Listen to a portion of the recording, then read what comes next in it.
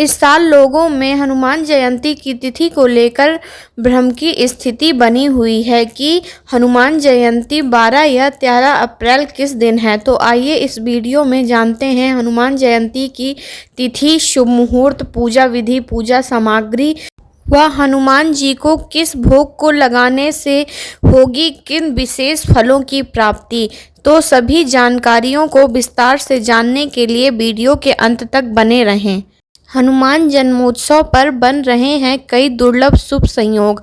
हर साल चैत्र माह की पूर्णिमा तिथि के दिन हनुमान जन्मोत्सव मनाया जाता है। इस दिन मारुति नंदन की विधि पूर्वक पूजा अर्चना की जाती है।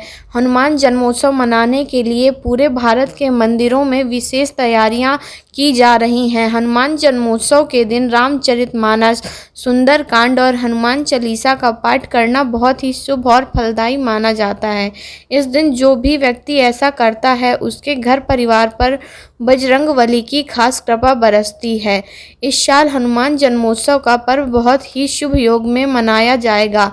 तो चलिए जानते हैं कि इस योग के बनने वाले शुभ मुहूर्त और पूजा विधि के बारे में। हनुमान जन्मोत्सव 2025 पर बनने वाले शुभ संयोग। इस साल हनुमान जन्मोत्सव 12 अप्रैल 2025 को मनाया जाएगा। इस दिन हस्त नक्षत्र, व्याघात योग और शनिवार का शुभ संयोग बन रहा है। हस्त नक्षत्र शाम 6:08 तक रहेगा। इस दौरान व्याघात योग भी बनेगा जो रात 8:39 तक है। वहीं इस बार हनुमान जन्मोत्सव शनिवार के दिन है। बता दें कि शनिवार का दिन बजरंगबली की पूजा के लिए समर्पित होता है। ऐसे में शनिवार के दिन हनुमान जन्मोत्सव पढ़ना बहुत ही शुभ संयोग है। हनुमान जन्मोत्सव पर पूजा के लिए शुभ मुहूर्त। पंचांग के अनुसार चैत्र शुक्ल पक्ष की पूर्णिमा तिथि का आरंभ 12 अप्रैल को सुबह 11:21 पर होगा। पूर्णिमा तिथि का समापन 13 अप्रैल को सुबह 5:51 पर होगा।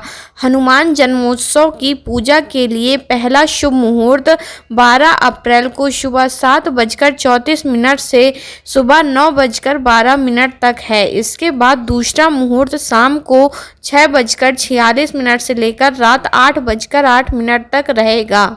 आइए अब हनुमान जन्मोत्सव का महत्व जानते हैं। धार्मिक मान्यताओं के अनुसार चैत्र माह की पूर्णिमा तिथि के दिन ही माता अंजनी और वानर राज राजा केसरी के घर हनुमान जी का जन्म हुआ था। इसलिए हर साल इसी दिन धूमधाम के साथ हनुमान जी का जन्मोत्सव मनाया जाता है। इस दिन केसरी नंदन के साथ ही भगवान राम और माता सीता की पूजा भी अवश्य करनी चाहिए।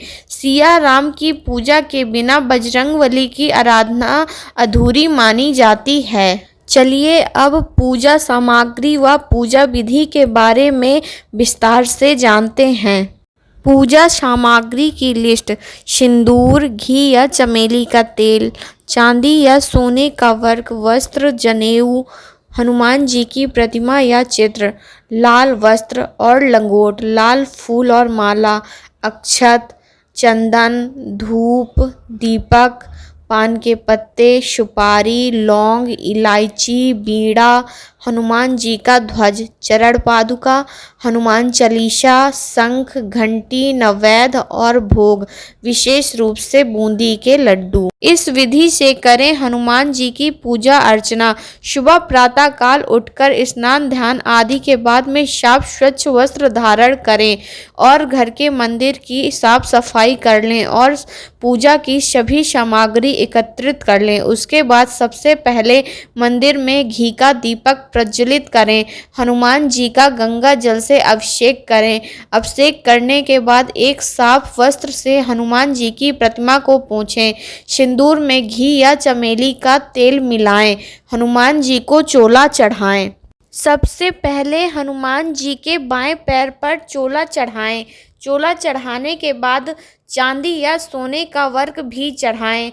हनुमान जी के जनेऊ पहनाएं। जनेऊ पहनाने के बाद हनुमान जी को नए वस्त्र अर्पित करें। चोला चढ़ाने के बाद हनुमान जी को भोग लगाएं। हनुमान जी की आरती करें।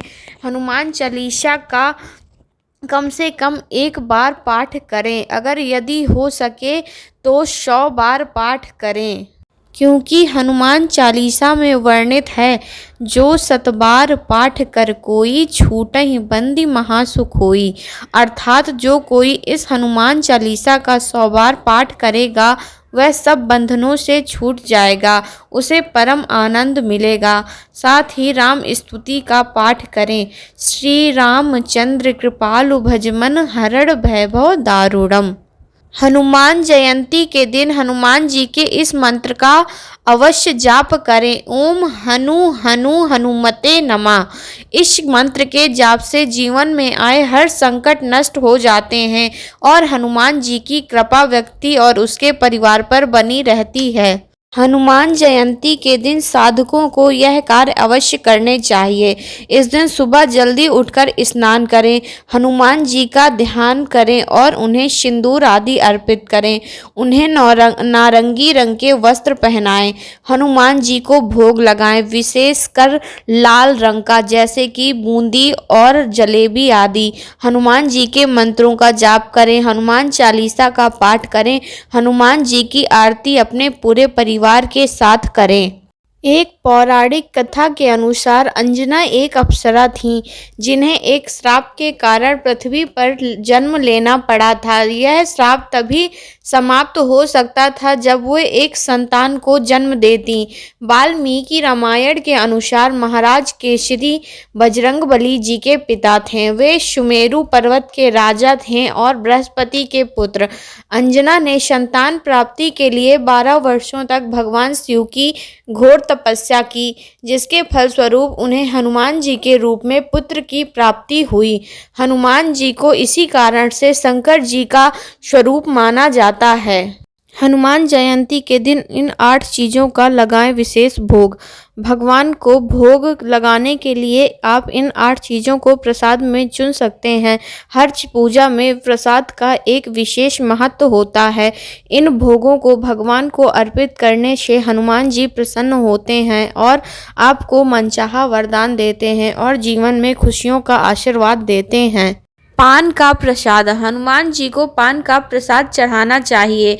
ऐसा कहा जाता है कि जब भी हनुमान जी को पान का प्रसाद अर्पित किया जाता है तो उसके शत्रु का नाश हनुमान जी करते हैं। भक्तों की सभी मनोकामनाओं की पूर्ति के लिए बजरंगबली को पान का प्रसाद जरूर चढ़ाना चाहिए। गुड़ और चना।